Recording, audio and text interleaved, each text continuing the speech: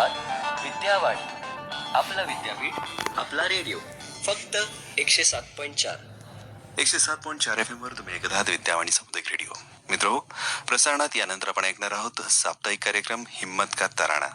मित्रांनो, वाचन हे आपल्याला नेहमीच समृद्ध करत असतं. काही कविता, काही लेख, काही गोष्टी आपल्याला नेहमीच आपल्याला उभारी देत असतात, वेगवेगळे मार्ग दाखवत असतात, वेगवेगळ्या दिशा दाखवत असतात. अशाच प्रकारच्या काही गोष्टी आता आपण ऐकणार आहोत हिम्मत का तराणा या कार्यक्रमात. गुरुकृपा सामाजिक संस्था यांच्या सहकार्याने आम्ही हा कार्यक्रम प्रसारित करीत असून आज या कार्यक्रमाचा भाग 15वा आपण ऐकणार आहोत. हा कार्यक्रम आपल्या समोर सादर करतायत प्रशांत थोरात आणि सुजाता चौहान. ऐकूयात हिम्मत का तराणा.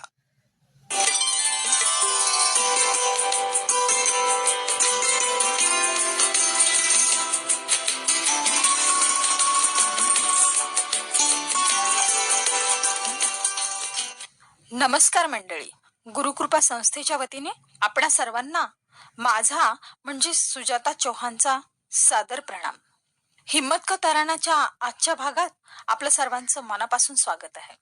प्रशांत दादा, तुम्ही काय वाचताय? वि. स. खांडेकरांची अमृतवेल.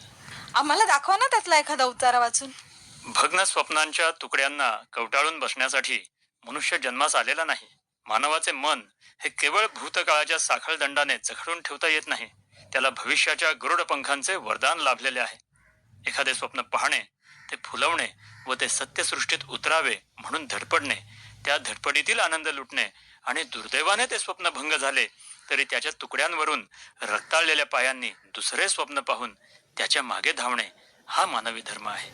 मनुष्य धर्माला खरा अर्थ येतो तो यामुळेच. वा, किती छान. वि. स. खांडेकर यांना ज्ञानपीठ पुरस्कार मिळाला होता, हो ना प्रशांत दादा? हो सुजाताजी. मराठीमध्ये 4 लेखकांना आतापर्यंत ज्ञानपीठ पुरस्कार मिळालेला आहे. वि. स. खांडेकर, कुसुमाग्रज म्हणजे विष्णू वामन शिरवाडकर, तिसरे विंदा करंदीकर आणि चौथे भालचंद्र नेमाडे. खरंच प्रशांत दादा, आपल्या स्वप्नांना पूर्ण करण्याची तळमळ यांच्यामध्ये आहे. तो कितीही अडचणी आल्या तरी कुणाची साथ मिळो वा न मिळो, एकट्याने आपला रस्ता चालत राहतो.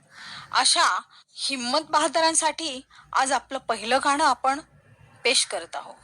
गाण्याचे बोल आहेत, चल अकेला चल अकेला.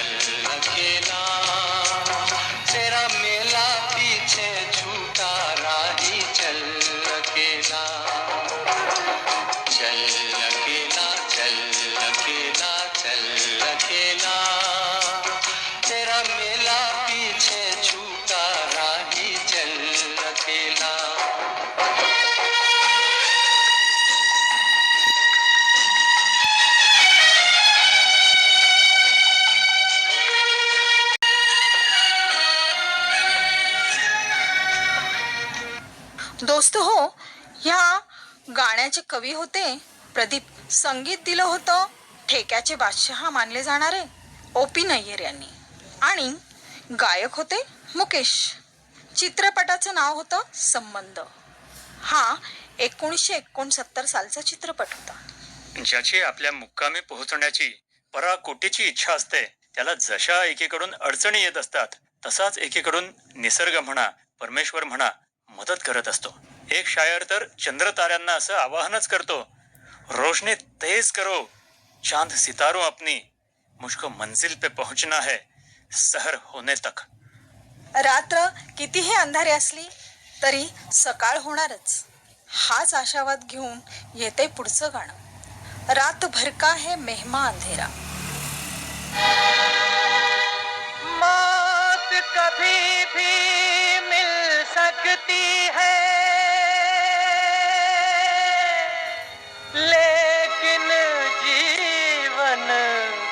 न मिलेगा,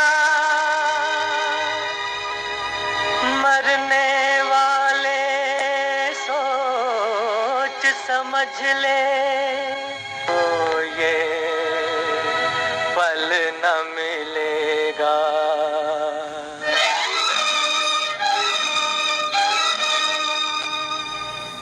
रात भर का है मेहमान अंधेरा, किसके रोके रुका है सवेरा। रात भर का है अंधेरा, किसके रोके रुका है सवेरा। रात भर का है मेहमान अंधेरा।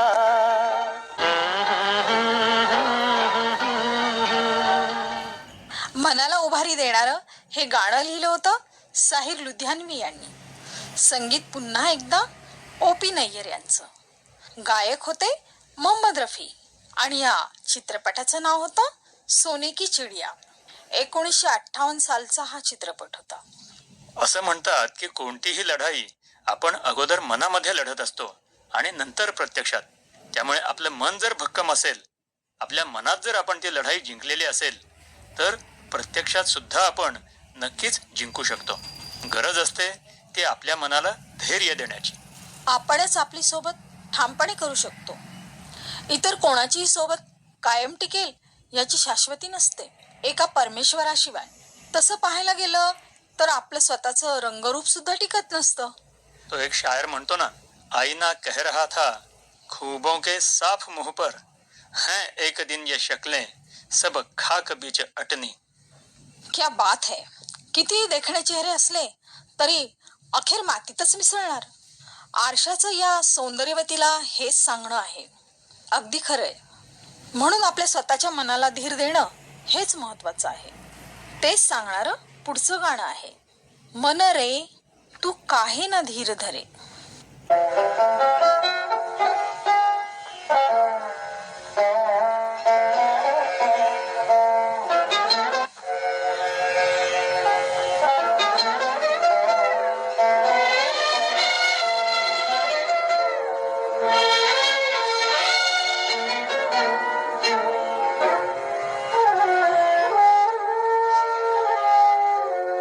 मन रे तू का